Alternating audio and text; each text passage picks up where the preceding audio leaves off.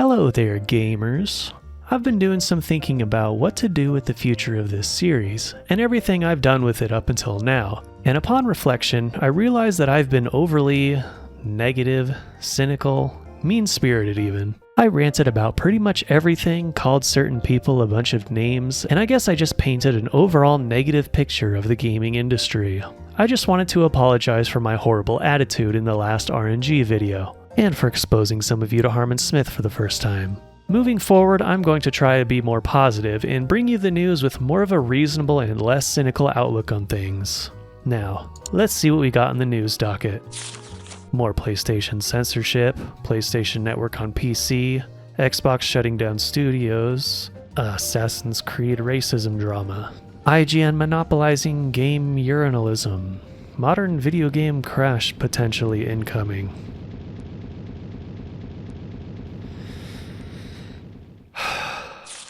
Fuck all of you, I hope this industry burns to the fucking ground. Let's get into it. Also follow my Steam curator. Do it.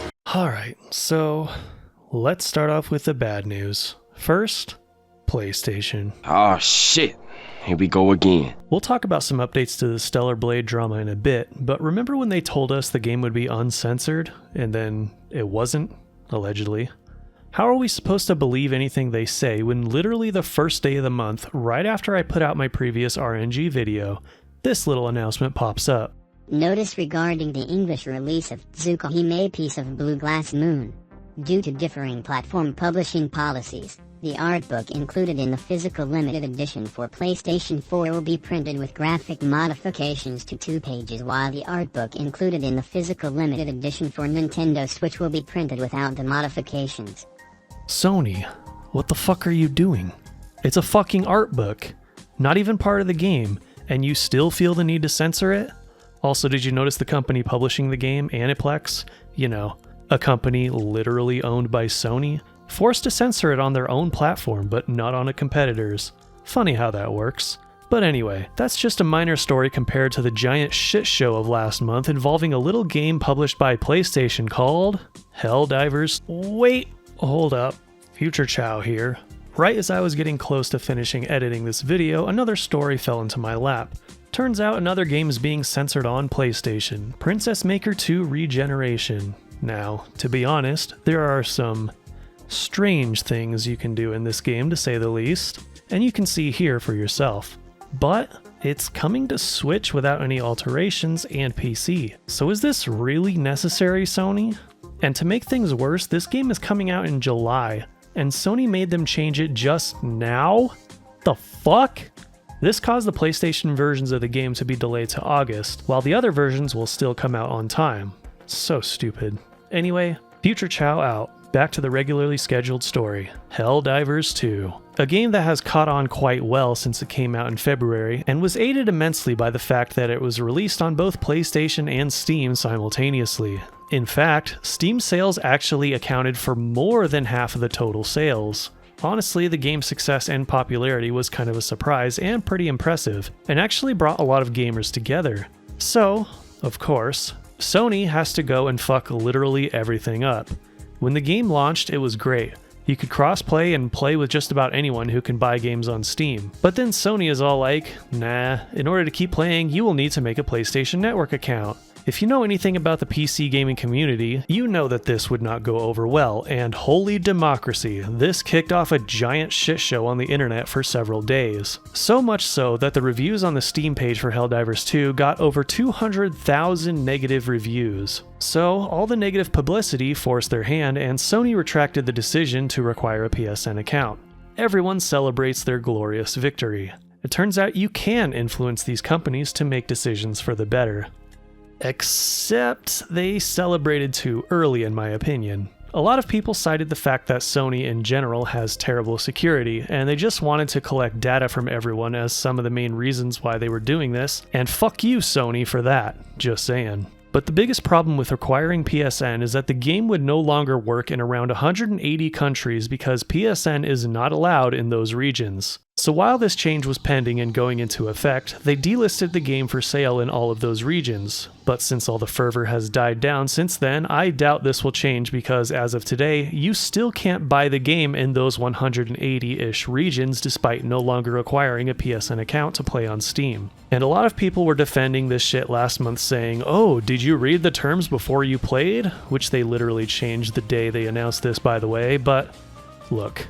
Here's how I feel about your EULAs, your terms and conditions, and all that. It's just guff and...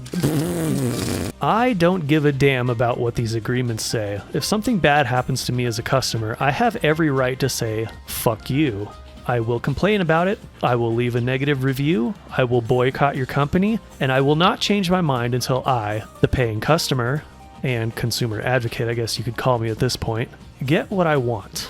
Within reason, of course. And you should do the same. Don't put these companies' wants and needs before your own. That's Sony's issue, not my problem. To make this all even worse, there is another Sony game that released last month, Ghost of Tsushima's PC port. This is a single-player game with an optional multiplayer feature that requires a PSN to function. Seems reasonable to me, at least.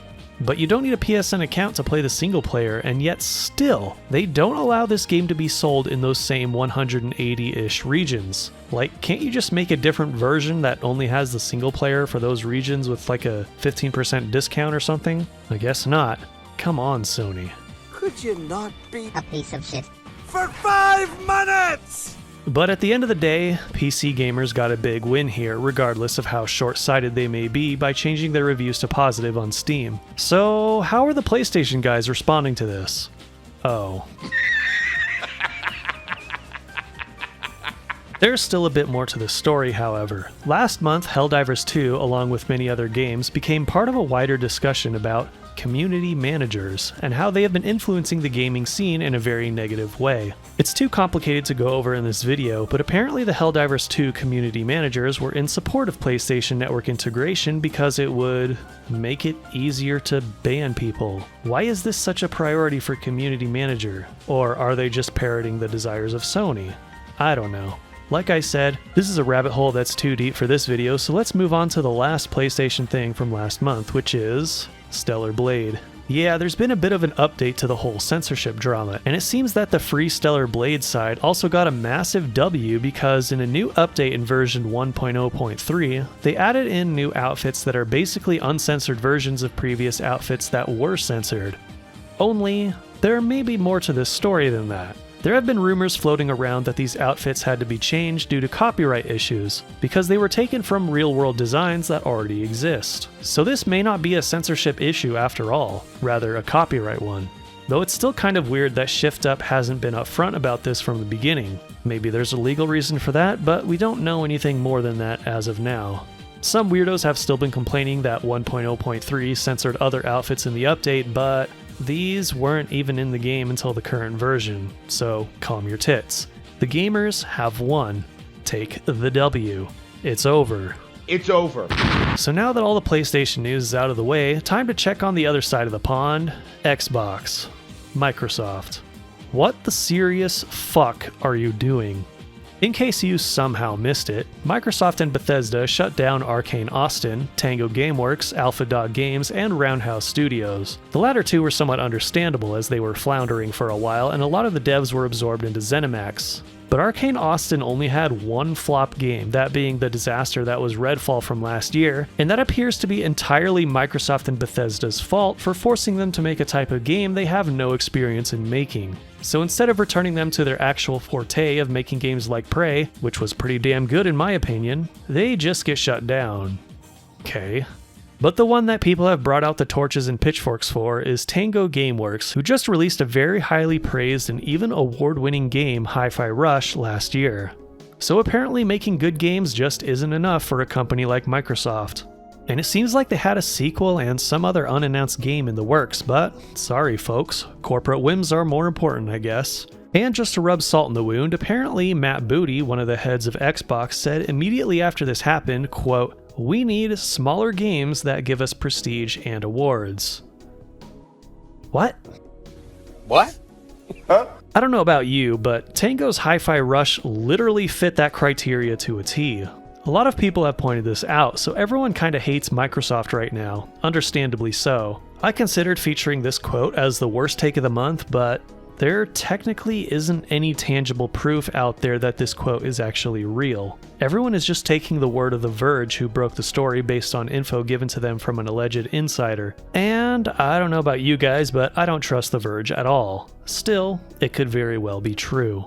Believe it or not, it doesn't end there. Shortly after they announced all these studios' closures, Activision, who was recently acquired by Microsoft, established a new studio in Poland with a focus on AAA narrative games. A shift in focus for Xbox? Are they going to be focusing on narrative cinematic games like Sony now too? Are they going to make one game and then get shut down? I got my eye on you.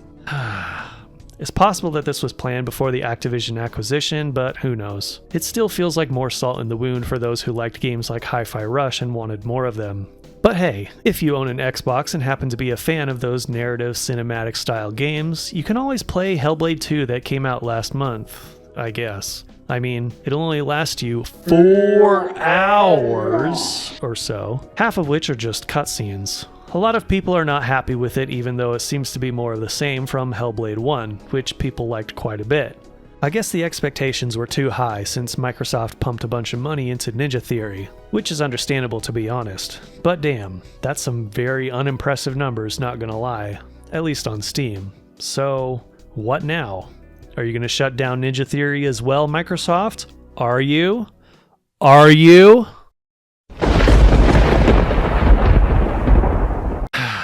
I don't think I can deny that Xbox is a net negative to the gaming industry at this point. They keep cannibalizing game studios and forcing their remaining studios to make games nobody wants. I said this about PlayStation last month, so I'll say the same thing here. If you do not like the direction Xbox is going, cancel your Xbox Live subscription and your Game Pass subscription. And if you can, give them feedback on exactly why you do not think their platform is worth it anymore. A lot of this drama and perpetual floundering all these big companies are involved in make a lot of people think another video game crash is coming, and I don't think so. There's still too many straggling whales who are ready and willing to just blindly throw money at these corporations no matter what they're getting. Things are going to keep getting worse, but an industry crash is not going to happen anytime soon. But hey, if all this news is getting you down, don't worry guys, I do have some great news. Xbox and PlayStation are both working on mobile gaming stores. Oh, and if you're wondering what Nintendo has been doing the past month... Okay, let's move on to some actual positive news, and it comes from Capcom of all companies. The past few months I've been giving Capcom a lot of shit, and they truly deserve it. But there's one thing I cannot deny. Despite the post-launch DLC bloat, anti-PC and modding stuff, the shitty localization team, and all the other anti-consumer crap that Capcom is criticized for, you can't deny that they still regularly put out good games that people like, and it shows. While everyone is getting cut and laid off despite record-high profits, Capcom is celebrating their record-high profits by increasing their employees' starting salary by 25%. Now that's how you do it. Good on you, Capcom. The most important thing to remember when it comes to these gaming and tech companies is this. Developers, developers, developers, developers, developers, developers. Developers, developers, developers, developers, developers, developers, developers, developers. Yes! A lot of the people that go completely unnoticed in the public eye are the most important parts of the game creation process, so it's good that some companies out there still recognize this. So I can at least expect Capcom to continue to keep putting out great games that people like as a result of this. On the other hand, we have Ubisoft. Well, I don't want to talk about this one for too long because I honestly don't give a shit. And you shouldn't either. But yeah, the next Assassin's Creed game was announced. And it caused a bunch of outrage because an Assassin's Creed game set in Japan is the thing fans have been asking for since like forever ago. And they made the main character Yasuke, an alleged African man who was allegedly taken to Japan at some point in history and made him a samurai. Because of course Ubisoft would do this, and we all know why they did. It's a distraction. A distraction from the fact that they want $130 from this game because anything less than that, and you're probably getting an incomplete game. Or for you to sign up for their subscription service. Just don't. You'll be better off. But they also made a game that's pretty good from what I'm hearing. X-Defiant. A Zoomer shooter Call of Duty competitor apparently, and people seem to like it. They did have some server issues at first and some cheaters and hackers and all that, like these games always seem to, but I guess you could find some enjoyment here if you're tired of Call of Duty. I'd still say you're better off not. Reject Ubislop, embrace non-AAA games. Moving on to more AAA games you should reject out of hand, we have the upcoming Marvel Rivals. A game that's basically an Overwatch clone, but with a Marvel skin suit because why not, I guess. Nobody should be paying attention to this slop, but it got into the news cycle by doing something very dumb, putting in their pre-release agreement that you cannot disparage or criticize the game at all. At least, that's how the document reads. The company behind it quickly came out and apologized, saying that this was a misunderstanding and not their intention, but do you believe them? Or are they just apologizing because they got caught? You decide. Last month, I talked about Square Enix losing over 22 billion yen or $140 million and having to cut off a lot of projects as a result of restructuring. Now, they have a more concrete plan and made it known that they will be shifting focus back to games they were successful with and going multi-platform, which means future Squeenix games may not be exclusive to PlayStation going forward. Or at least there will be less exclusivity, which is good news for us. And one major announcement they put out right away was that Kingdom Hearts will be released on Steam, finally, after being trapped on the shitty Epic Games Store for so long. This news is a win for gamers, as their exclusivity deals with PlayStation really left a lot of people out of their recent games. Which brings us to the worst take of the month. Ready for a doozy this time? Here we go. PS5 owners are now treated like black people in 1939 USA. We are now second-class gamers and neither Sony or Square care about us anymore. Just like black people had to give up their civil rights, we PS gamers are having to forfeit our exclusives.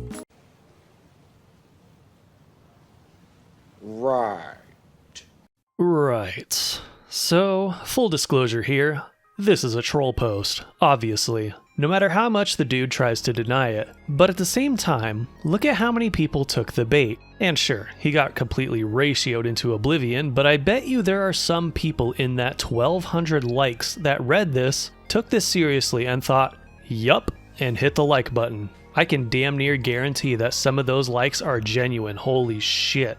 But damn, what a thing to compare losing exclusivity to having your human rights violated, even as a joke. Like, I've heard the Sony ponies say some wild shit, and to a degree, this take probably has a degree of sincerity to it, as the dude is a known legit PlayStation fanboy. One game, I don't know why. Anyway, moving on. For the rest of these stories, there's not much to talk about, so we'll blitz through them.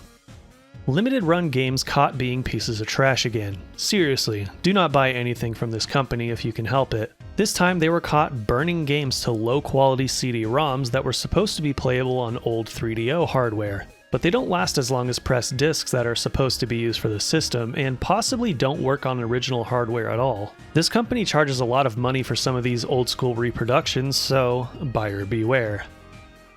Suicide Squad Kill the Justice League loses Warner Bros. $200 million. Are you surprised? I know I'm not. The only thing surprising is how high the number is. You really dumped over $200 million into this garbage? What did you expect was going to happen? IGN acquires multiple gaming journalism outlets. You can see which one's on screen, but a lot of people are saying this is going to be bad and that IGN is becoming a monopoly. I don't think it's going to change anything. They're all liars and they all think the same way anyway. The only thing to worry about, I guess, is that some of the employees are going to get laid off. We'll see. Did you guys know that the console wars are finally over?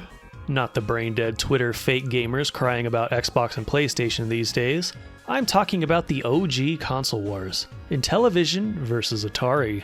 Well, looks like Atari won this one out, boys, as Atari announced they are acquiring Intellivision. So, yay for the victors?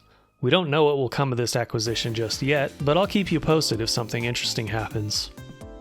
Next, we have a few showcases to go over. First was the Tiny Build Connect event, which showed off a handful of smaller games. Fairly typical showcase, all things considered. Next was the Indie Live Expo, and my God, what a waste of fucking time. This thing was 5 hours long. 5 hours! With the vast majority of the showcase being people talking, and some games were shown off more than once throughout, which is like, what the fuck? And there were so many goddamn card games. Why? Took me a whole hour to sift through this thing, and it was painful. Next, we have the surprisingly best showcase of the month, the AG French Direct, which showcased a ton of games that have French language support in the span of an hour and a half. That sounds long, but it was just game after game after game, and didn't waste too much time. Next is the Marvelous Showcase. Another showcase full of games that will probably be ruined by their Western divisions again. Since I'm writing this out before this showcase because they had to set it to May 30th, we'll see if I'm wrong. And last, and probably least, we have the PlayStation State of Play, which I will predict will be the worst one out of them all. Hey, Future Chow here again, and yeah, I was wrong on this one. It wasn't terrible, mostly third-party stuff that's probably multi-platform, so not a great selling point for PlayStation consoles. But there's an important update you should know about that's related to one of the topics covered earlier. There were 2 games that were confirmed to be coming to PC, God of War Ragnarok, and Until Dawn. But both of these games were also confirmed to require a PSN account to play on PC, despite being single-player games. So you know what that means. These games are locked off from all those countries along with Helldivers and Tsushima. Big L on Sony's part. Also, Infinity Nikki looked better than everything else at the showcase combined. Just saying. Future Chow out. Regardless of what you or I think of these things, as always, I will be keeping track of the good-looking games shown off and including them on my release list. If you want to see the events in their entirety, I will have a link to each one in the description. Now it's time for Last Month in Localization. Because this topic will never die because the standards of Western localization are so low, there will always be something to talk about. At least this time it's a bit different because we have Paper Mario: The Thousand Year Door again. I talked about it in the last RNG video, and I and many others assumed they were changing the game's dialogue because the original script was too inappropriate for the overly sensitive people of today, but it turns out that a lot of the game's script was rewritten because the original localization we got in 2004 was wildly inaccurate. So this time, we got something closer to the original Japanese script. However, I've seen people say that the Japanese version of the remake was rewritten as well, and that the localization we got is closer to that, not the original Japanese 2004 script.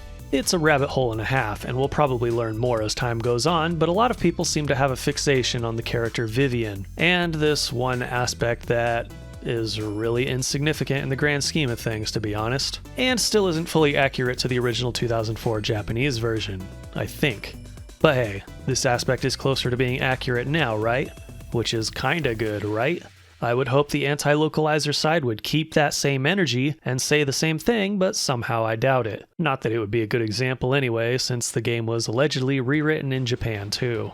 Last month, the gacha game Wuthering Waves came out, and apparently the English dub is really, really bad.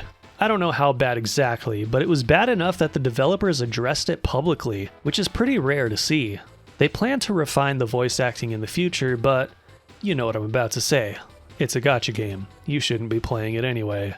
Just like the next gacha game, Snowbreak Containment Zone, which had a bizarre story recently where the English voice actors quit their roles in the game 5 months after release because the game is getting more fan service? Really? Isn't this a Chinese game? How bad could the fan service truly be? And why didn't you hire voice actors who were okay with it from the start? This is such a dumb thing on many levels. English VAs really are as unprofessional as the localizers these days. And yeah, voice acting is part of the localization process, so any silly stories like this will be included going forward. Lastly, if you guys are tired of all the localizer drama and looking forward to them being replaced with AI, well, you're in luck if you're a Trails fan because Trails of Cold Steel Northern War came out last month and, oh well, there's a lot of errors. This doesn't exactly mean that using machine translation is always bad, but expect to see publishers get as cheap as possible with this tool and refuse to actually edit things properly before release. But whatever, this is just another gacha game that should be ignored anyway. That's all for Last Month in Localization. For the last story, this is kind of a nebulous one, as we're going to be talking about the results of a study of quote-unquote gamers. I found this out via an Asmongold reaction video, so if you want to see for yourself, I'll have a link in the description. According to this study and article, gamers are less interested in strategic thinking and long-term planning than they were before, and this has been trending downward since around 2016. I think this could be a massive problem, which I'll get into in a bit, but the article has a lot of comments saying the study is flawed for various reasons. And of course, we don't know exactly how accurate this data can be because the mainstream gaming community has shifted quite a lot over the years, for the worse in my opinion, but would you expect anything else from me? So for example, you ask a group of random gamers a decade ago what they think about this. Compared to today, the results kind of make sense, especially if you consider that they would try to not ask the same people more than once.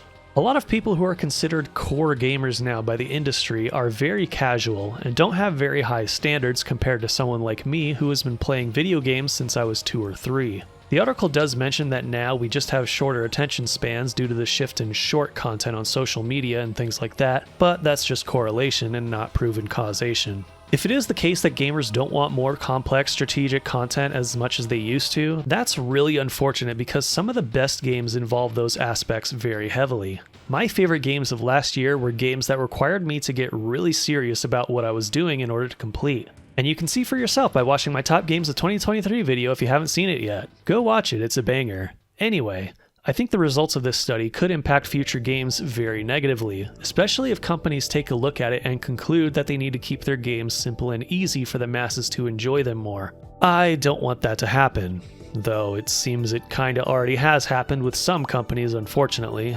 Sony. I always hope that whenever a new generation of consoles comes out, that new processing power will be used to make more complex and mechanically interesting games. But instead they seem to just want to make the same thing we've been getting the past 3 generations but with better graphics. So I guess it's already happened, even before they started this study. Oh well. Before we get into the releases, we have a couple extras from the fan modding scene. The first is that someone finally figured out a way to create native PC ports of N64 games via a process called recompilation. Which is too technical for a boomer like me to explain, but we could see some very, very interesting modded N64 games in the future. I've put another video in the description if you want to see more.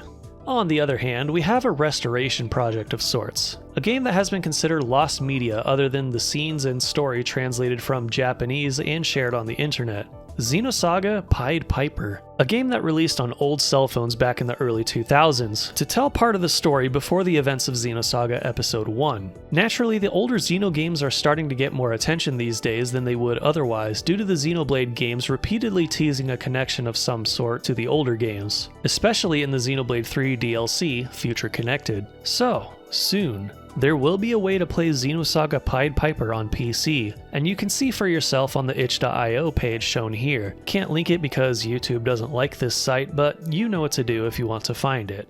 Now, on to the releases. June's kind of a dry month, so I actually have more May games that I missed or they came out of early access or something. First, we have Forest of Tales Arena, which came out way back on May 2nd, and this game is completely free. So go get it. It's a little 3D arena fighting hack and slash sort of thing where you play as a customizable warrior mouse. On May 7th, With My Past came out, a 2D artistic casual puzzle platformer with what looks like a story that will make you think or give you the big sad. On May 8th, AdventureBarStory came out, a casual JRPG where you go on an adventure, collect materials, and manage a bar as 2 adorable sisters. Also on May 8th, Gift came out, a 2.5D puzzle platformer where you play as this little guy trying to escape a sinking ship. Sounds terrifying. But hey, if you've ever wanted to know what escaping the Titanic would be like in 2D. Anyway, also on May 8th, V Rising came out of early access, an open world survival action RPG thing with some great multiplayer functionality. Get together with your goth friends and LARP as vampires like you've always wanted. On May 10th, Marathon came out. No, not the new Marathon game. The original from the 90s was re-released on Steam, for free. And the other 2 Marathon classics will also be coming at a later date for free as well. On May 20th, Songs of Conquest came out of early access, another one of those complex 4X strategy games with a bit of polish and positive reception so far, so that's good to hear. On May 22nd, Isles of Sea and Sky came out, a top-down 2D puzzle game with mythological themes that looks very much inspired by Link's Awakening. Very nice. Also on May 22nd, Rakugaki or RKGK came out, a stylish 3D action platformer with an emphasis on speed and parkour, I think. Totally radical. Just be wary of Gearbox Publishing. On May 23rd, Galacticare came out, a very silly game where you manage an intergalactic hospital for all sorts of aliens. Only you can find the cure for space AIDS. Also on May 23rd, Rocket Rumble came out of early access, a party game where you play as silly animals in racing gear and fight your way to the finish line. Literally. Also on May 23rd, Warno came out of early access, a real-time tactics war game set in an alternative Cold War scenario with some synthwave music themes. Nice. On May 27th, Ultimate Godspeed came out, another party racing game with tons of obstacles and an emphasis on chaos. Even has a level editor. On May 28th, Ripout came out of early access, a first-person horror shooter where you explore derelict spaceships with dangerous alien life infested throughout. On May 29th, Nine Souls came out, a very nice Metroidvania that I will probably have to play. If the developer Red Candle Games looks familiar, they were the ones who had their previous game Devotion pulled from both Steam and GOG due to complaints from Chinese communist bootlickers. Show them some love if you can. On May 30th, SKALD Against the Black Priory came out, a very old-school pixel art style RPG set in a dark fantasy world with plenty of horror elements to keep you on the edge. Also on May 30th, Tiny Terry's Turbo Trip came out, a casual 3D exploration adventure game where you drive around and do stuff until you can get your car into outer space for some reason. On May 31st, right as I was finishing up this video, Platform 8 came out, the sequel to Exit 8. They really want you to know that. A psychological immersive game where you try to escape a bizarre train that's forever running. Now, finally moving on to June releases, we have Killer Clowns from Outer Space on June 4th, one of those multiplayer horror games like Dead by Daylight, but this time in the Killer Clowns movie setting. If you want something more wholesome, on June 4th we also have Rolling Hills Make Sushi Make Friends, a casual game where you play as a little robot running a sushi shop. Isn't that just adorable? On June 8th, we have Kamaeru, A Frog's Refuge, another casual game with farming sim elements where you restore a habitat for frogs. Pepe's Rejoice. On June 18th, we have #Blood, a weird-looking game inspired by late 90s cartoons, except it's extremely violent and looks like it plays similar to 2D Zelda of all things.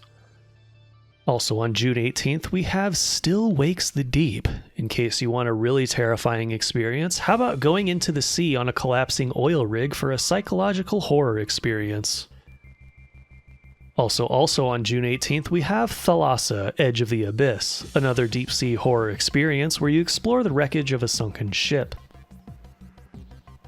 On June 19th, we have another silly crab-themed game, Crab God. This time you play as God and direct your crabs to do your bidding. Now that's my type of crab game, just saying.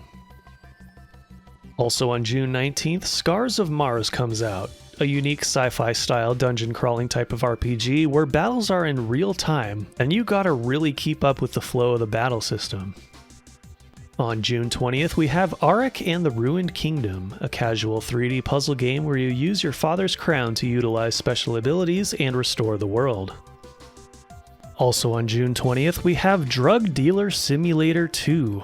Pretty self-explanatory, that one. Get your stoner friends together and do some dealing. Lastly, on June 27th, we have Neosprint, a very old-school style top-down racing game, something I haven't seen in quite a while, that's for sure. And it's even coming to Atari VCS, if you're one of the 8 people that own one. And that wraps up this edition of Random News of Gaming. Tune in next time where I have to go over endless June non-E3 showcases and complain about all of them because, man, there's some upcoming stinkers in there for sure.